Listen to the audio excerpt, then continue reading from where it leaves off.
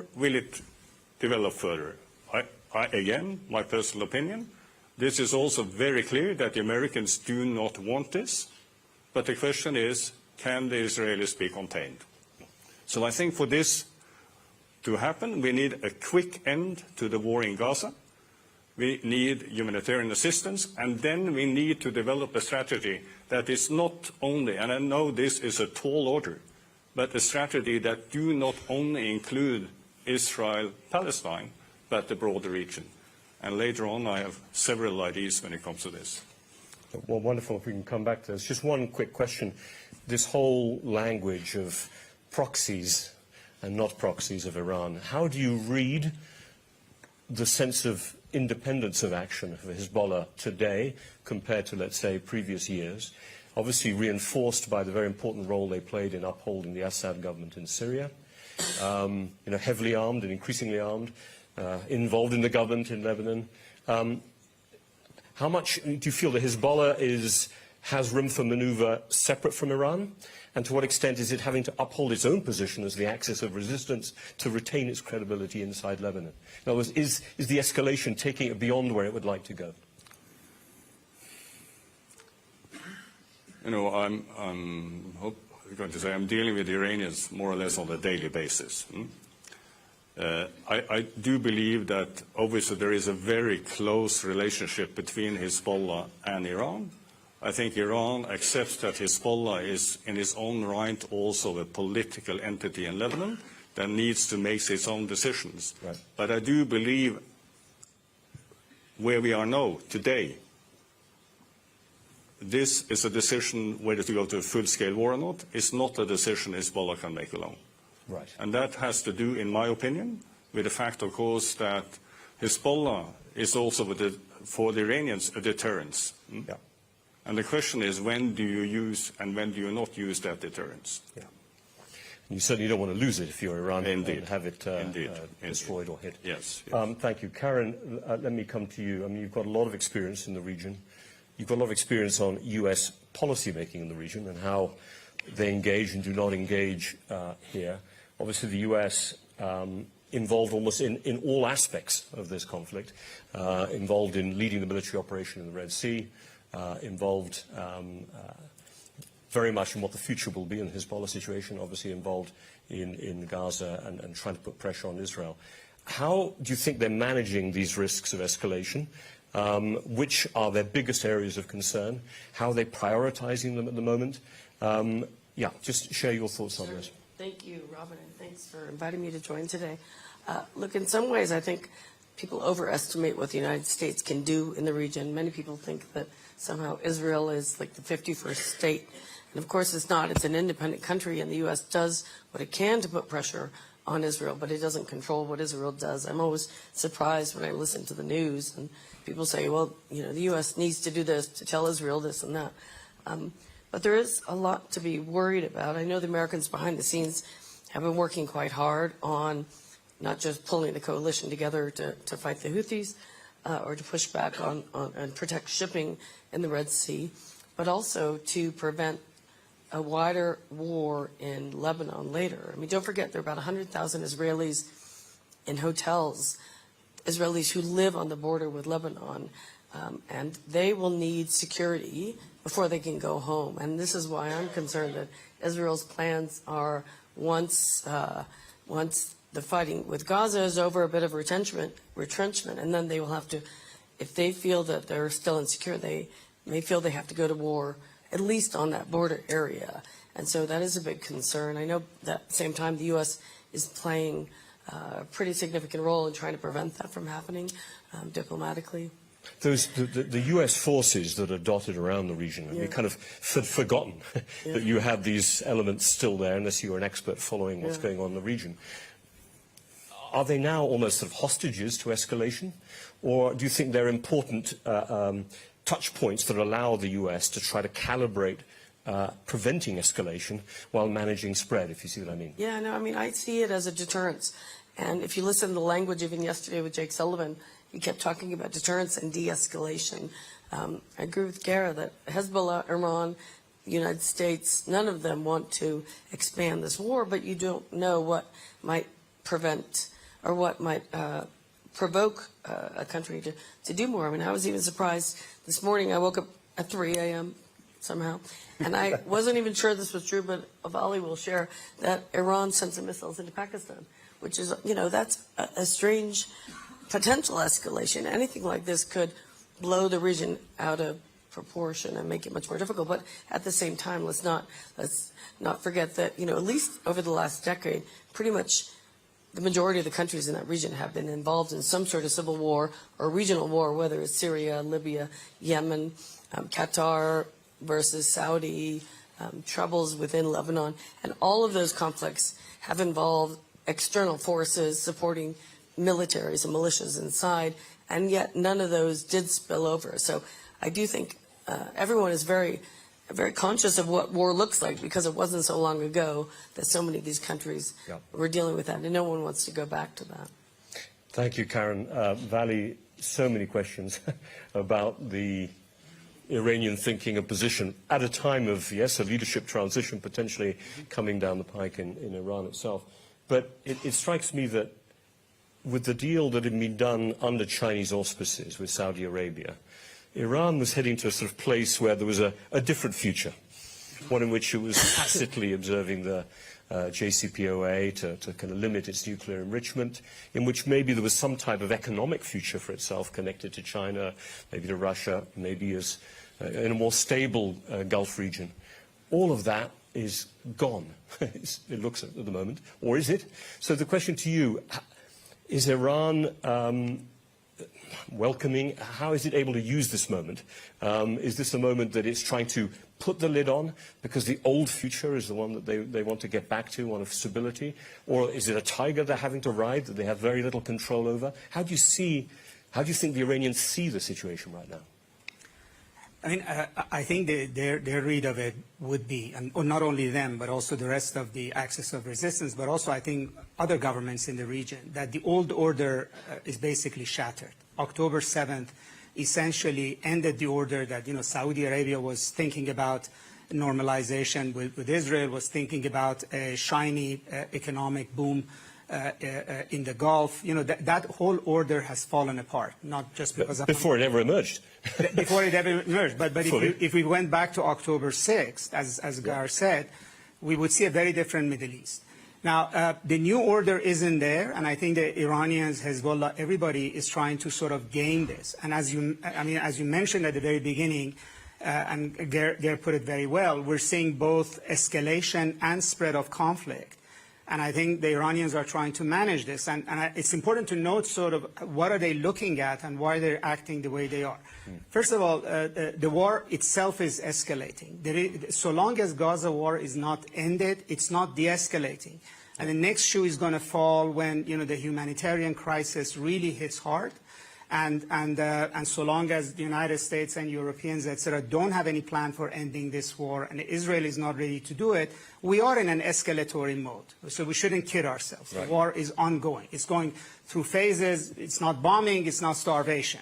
It's now humanitarian crisis. Yep. So that's escalating. Secondly, I know in the region is very firm belief that the killing of the Hamas leader in Beirut essentially ended an unwritten agreement that existed between Hezbollah and Israel that they would not attack one another's capitals.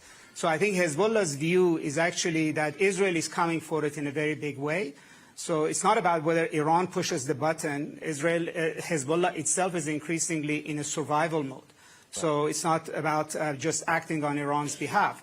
And we're also not out of the woods. I mean, Prime Minister Netanyahu keeps saying that Hezbollah needs to go, above the Litani River, and then he's going to ask for more things. It's not like they're going to stop if Hezbollah were even to go north of the Litani River. As Gar said, we've seen now much more direct U.S. involvement in Iraq and Syria and in Yemen. I think we are on a path for U.S. ending up in a war in Yemen. Blood has been drawn. The scale of attacks is there. The Houthis are not going to back down now, and we're heading in that direction. And also, Iraq may end up in a war. I mean, there's one of these missile exchanges between U.S. and Iran that could, go wrong, and somebody can get killed, and we're going to be in a very different space. And even if nobody gets killed, if these continue, I think the stability of the Iraqi government and the Iraqi system is now in question. That can Iraq survive an escalated Iran-United States confrontation? And then I would say it's not just that this conflict is spreading, conflict is spreading. Yeah. And so in the past, since we arrived in Davos, Iran has hit Erbil. Yep. Iran has hit Pakistan. Just before we arrived, Iran captured the oil tanker on the Gulf, and Iran's nuclear program is now going to accelerate. Yep. Now, these are not technically, you would say, Gaza, but definitely Iran is opening new fronts.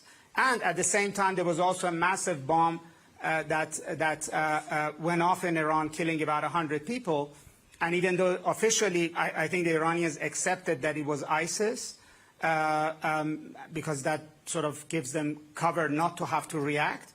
But I think they don't believe that this is coincidental, that ISIS would carry out this attack in Iran right in the middle of the Gaza war. And so the real question is, what's their end game? And I think, for Iran and Hezbollah and now increasingly Houthis, they don't want Israel and the United States to dictate the pace of the Gaza war. Israel finished Gaza on its own schedule, and then decide what's going to happen after, and then decide what they're going to do with Hezbollah, and then what they're going to do with Houthis, and decide the end game, as you put it. Yep. So, in a way, I don't think, sometimes we could become prisoner of our own words to talk about escalation, suggest that, you could also see one man's escalation is another man's deterrence. And one man's escalation, I think the Iranians and Hezbollah want to deny Israel and the United States the ability to dictate what's the new order that's going to emerge in the Middle East. And I think they're opening as many fronts at the same time in order to deny Israel and the United States that capability. Yeah. I mean, we constantly talk about Houthi-Iranian relationship, but it's very important to note Houthis are very close to Hezbollah. Yeah. In some ways, more close to Hezbollah than they are to Iran, and that the Houthi escalation actually got into full gear after the Israeli assassination of the Hamas leader. In other words, once Hezbollah came to a belief that an expansion of war into Lebanon looks imminent, and Israel has now put aside the 2006 agreement, the Houthis opened the Red Sea front. Right. And so there is a logic here more than just wanton escalation. Yeah.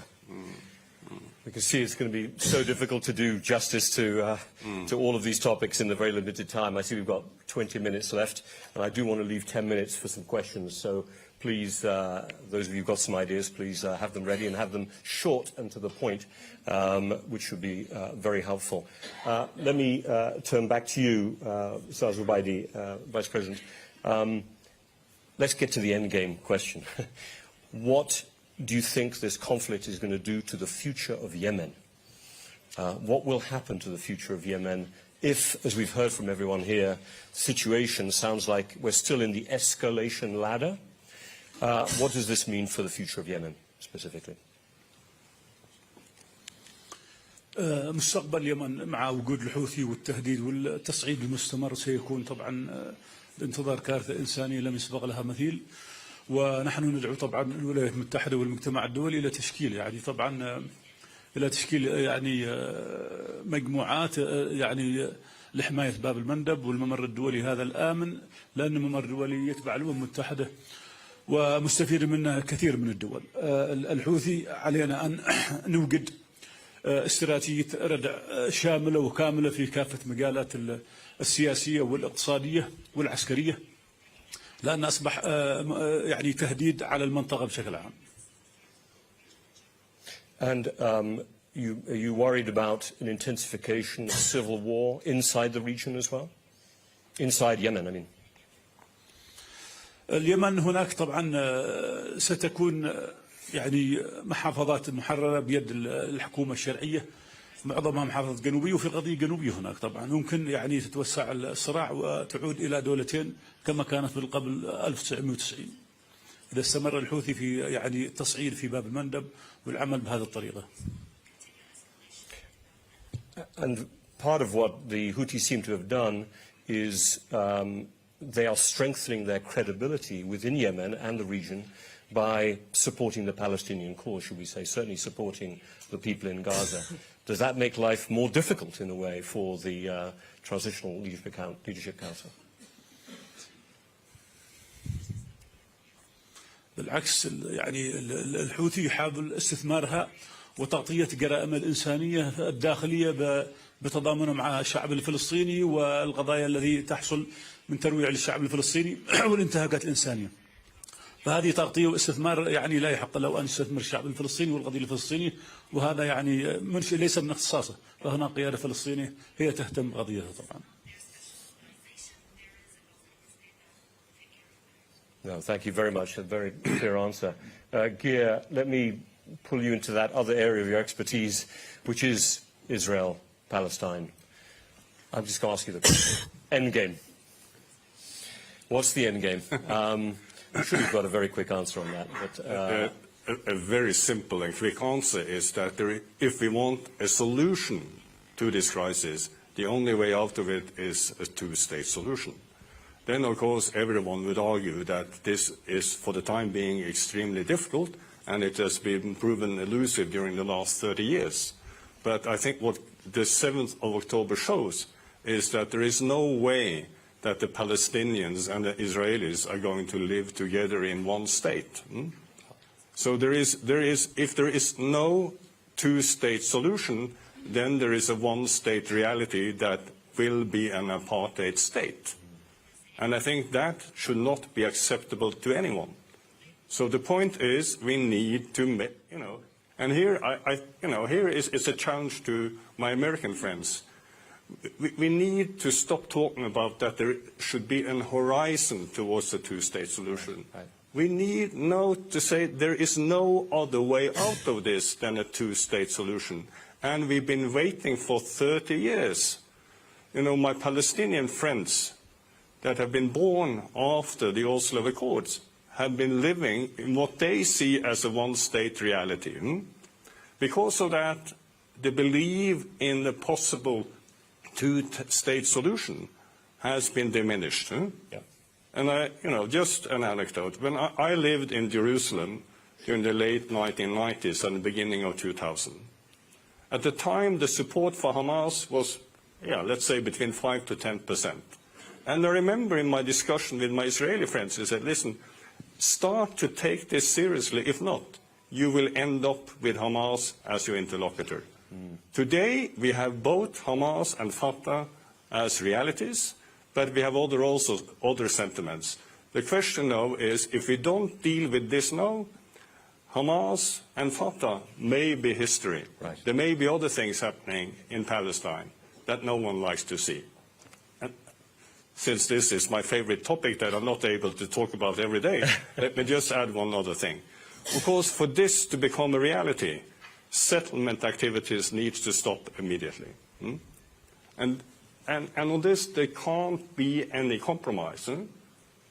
There needs to be a very clear, and we know there are limits to what the Americans can do, but on this, there needs to be a very, very clear statement.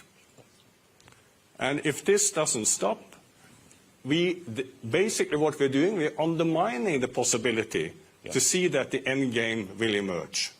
And this is in no one's interest. Yeah. Ask me about Syria a little bit later. Exactly. We'll see. Hopefully you'll get a question on that. All the things that Geir hasn't been able to cover, hopefully somebody will ask a question on that. So let me turn to you now, Karen. This conflict, the big question is this, does it have a geopolitical spillover? Where does the US play this with China? Are you expecting China to step up? There's no sign of their desire to do that at all at the moment. Russia seems to be keeping fairly quiet at the moment. Do you think this is fitting at all into the calculus of the Biden administration? They've got so much on their plate. How do you see that? No, great question. The U.S. has been trying to pivot to Asia for some time, all the way back to when I was in the Obama administration. And then, of course, it keeps getting distracted by events in the Middle East. I don't speak for the U.S. government, just to point that out. I worked for them years ago. But look, I think it's interesting to see that watching Russia insert itself since September 2015, as Gare remembers when they arrived in Syria, militarily getting involved in the war. They made themselves indispensable in any conversations about peace in Syria going forward. China has been very involved in the region financially, investments, and then, of course, they did this amazing rapprochement surprise, really, between Iran and Saudi Arabia. So it's quite interesting that neither of those countries are playing at least a role up front in terms of trying to push for a diplomatic solution to this challenge. I'm sure behind the scenes there's a lot going on that I don't know about, including, I'm sure, between the U.S. and China in particular. But it is interesting that at the end of the day, the U.S. is still leading on diplomacy going forward. It's also interesting that, as we've seen with the war in Ukraine, these wars are not contained, right? I mean, Ukraine has had a huge effect at the global level because of the spillover financially, because of, food shortages, energy shortages, the economic challenges from that war. And then, of course, the Middle East, because globally, there's so much emotional investment in the region and in what's going on. We've seen protests all over the world, which you don't see for other conflicts. I mean, I don't know if anybody noticed, but in September, the Azerbaijanis basically pushed Armenia out of Nagorno-Karabakh, and I didn't see one protest in the streets about that. So, these conflicts do have a global spillover effect, and I think the Americans are very aware of that, and they're working very hard. The question is, how much leeway will they have, especially while Netanyahu is in power? And just on that, do you think the U.S. election at the end of this year serves as any kind of spur? Does that ever any kind of feed into U.S. positions and the kind of action that, if this war is still going on, or some version of it, we're heading into October, November, do you think this is playing at all out in Washington? I think in this particular case, it's different from Ukraine. Trump, obviously thinks he has a very special relationship with Netanyahu and with many Gulf leaders. But I don't think in this case that is a factor right now. It's certainly a factor in Ukraine because of concerns about continued weapon supplies being cut off. But I don't see it in the same way anyway. Vali, let me come to you. Again, pick up any points you want. But you mentioned, I would say, well, I'm going to say it tantalizingly, the massive increase in Iran's nuclear program since October the 7th, enrichment up to, 90% now. I mean, a real escalation of the situation compared to where it was before. What does this tell you about Iran's approach to future regional security? Have they now just decided any kind of relationship with the West, the future US government, Europe, is kind of, forget it. We now lean more on Russia. We lean more on China. We can pursue our own direction. Is that part of what's driving their approach to this conflict?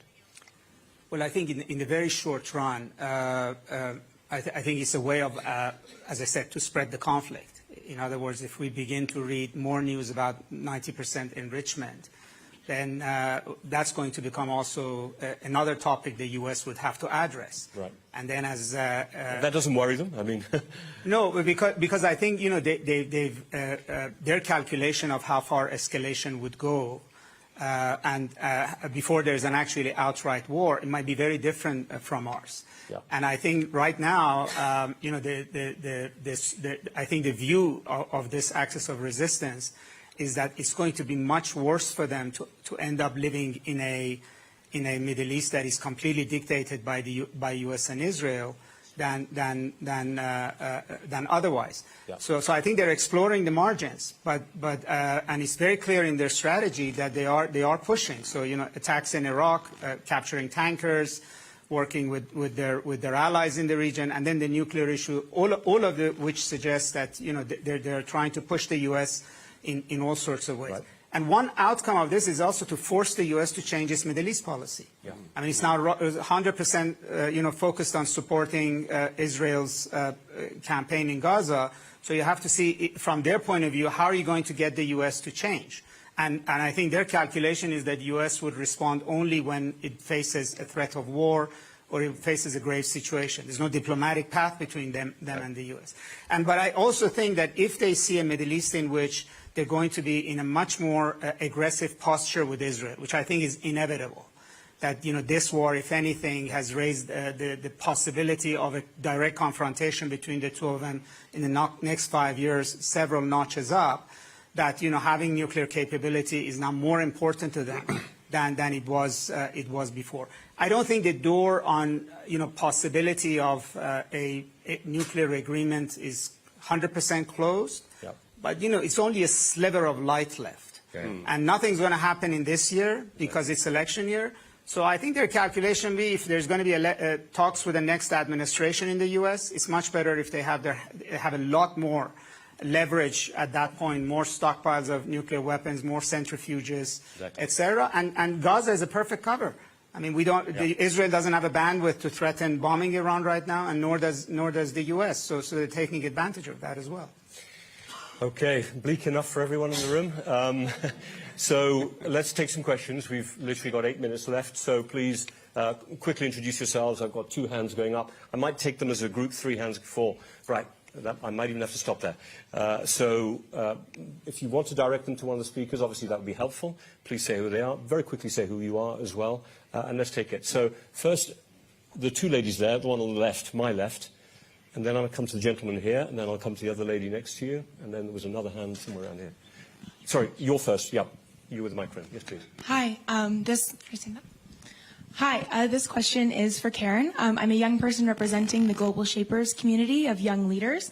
This is regarding the comment about Israel not being a 51st state.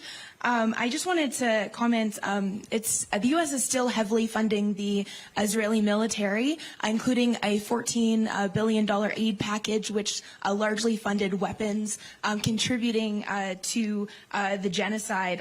But U.S. citizens, like you said, are marching throughout the country opposing this. And as a young person who hopes for a future of peace, what do you think the U.S. government's end game is here for the war? As a young person, we hope for a future without war and for peace and for a future where all young people can live in harmony. And so I just hope that you can answer this question for us. Thank you. And Karen, hold your thoughts replying that, because that's a very important question that needs probably a bit of reflection on how you want to answer it. The gentleman here? Yep, please. Microphone is going to come to you. Yeah, the second lady. I'll tell you what, I'll take the second question there because the microphones can stay together. Sorry, I apologize. Yeah. No problem. My name is Rana Dajani. I'm a professor from Jordan. I'm originally Palestinian and Syrian, as most of the region. My question is to all the panelists. Following up on the earlier question, with all the disconnect from the whole globe marching against the genocide unfolding in Gaza, which is the root cause of all of this, by the way, and the loss of faith in international law and equality of human life, demonstrated very much by Western governments supporting the Ukraine but not supporting Gaza, only coming to attack the Houthis when their concerns and power is in question. So, and the stepping in of South Africa to file the complaint in the ICJ for the genocide, how do you see a shift of power in the world from the global north to the global south? And is this, and BRICS, and how is that going to contribute to the end game? Thank you. Thank you. Somebody could bring a microphone here to the front here. I'll start. No, here it is. Here it is. Please, microphone. Yeah, to that person. Thank you very much. So my perspective is that of a former Iraqi ambassador to the United States. I'm currently the climate envoy. I'll stand up. Yeah. I'm older than the people who spoke, so I remember things having read about them.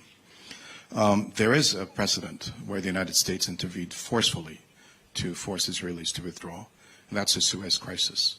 Suez Crisis. Yes. 56. And what I'm surprised about is that nobody has picked this up. Many years ago, I had an argument with Flora Lewis, which really dates me, about history, and she said, comparaison n'est pas raison. To her, I answered, not necessarily. My question to you, to the panelists, is why can't President Biden be more like President Eisenhower and force a withdrawal of the Israelis? That's a big question, but a very interesting one. Right, I think, as I can't see the fourth hand anymore, and we're very tight on time. Oh, very quick. Sorry, just there. Yeah, if you can take it down to the front row. Very quickly, if you don't mind, sir. Yeah, actually, as I can see, this is a humanitarian issue, not a political thing. Endgame for the Palestinians. I think you asked the same what is the end game for the Palestinians? Because you're talking about when Israel ends the Gaza issue. Okay, what about the Palestinians? Thank you. Thank you. Right, we've got big questions. Let me give an opportunity for each of you to say something, but I'm going to make it very, very difficult for you, because at the end of your answer to the questions, I want you to give me a number. Okay? You have to give me a number. Number one is, at the end of this year, we're still roughly in the situation we're in now. Yeah? That is the end game going into 2025. That's number one. Number two is actually there's a breakthrough. Some type of move towards greater stabilization, including on the Palestinian issue. We've got some sort of ceasefire. That's number two. Number three is where Vali was taking us. Actually, the end game of this is Israel versus Iran at some level. I'll let you define how that is, but that it escalates to a point where they each feel that they've made each other so insecure. That's number three. That has impacts, obviously, on the whole region. So, sorry to put you in that position, Vice President. If you don't want to take a number, you don't have to. But I'll let you maybe answer that question, and then some of the others have questions about Palestine and US policy. And we only have 2.5 minutes, theoretically, to do this. That's why I'm giving you numbers. أنا أتفق مع المتحدثين أن الشعب الفلسطيني بحاجة إلى إقامة دولة مستقلة، وبإمكاننا الرجوع إلى المبادرة العربية التي قدمها الملك الراحل عبد الله بن عبد العزيز، وهي من توجد الرقم 2 في حالة الاستقرار بإذن الله تعالى. You choose number 2. I've got a tick next to 2. Thank you very much. Please. I choose number 4. And number 4 is the following. What we're seeing playing out in Gaza is basically the old world order, some way or another, coming towards an end. Right. What we are seeing in Syria is that the new world order is not in place. Yeah. But it's a place where no one can dictate the outcome. And I remind you, in Syria there are 5 foreign armies. Yeah. It's a place where the Iranians, the Russians, the Americans, the Israelis are on the same territory, and they're not capable of working out a vision together on how to solve this. And I think our message, as my message is and needs to be, is that none of you, when it comes to this world, can dictate the outcome of the conflict. There needs to be some kind of a compromise, some kind of working together. And I believe what we are seeing in Gaza is making that more difficult. Right. And that's why we may have a spillover along the line that Vali was mentioning. Right. But the point is, there is a way out of this if there is a political willingness. And on this we need another panel. Yes. That sounds like a 2 to me, but that's all right. I'm going to let you have your 4. Please, over to you, Karen. Briefly on these 2 Yeah, questions, exactly. they're very good questions.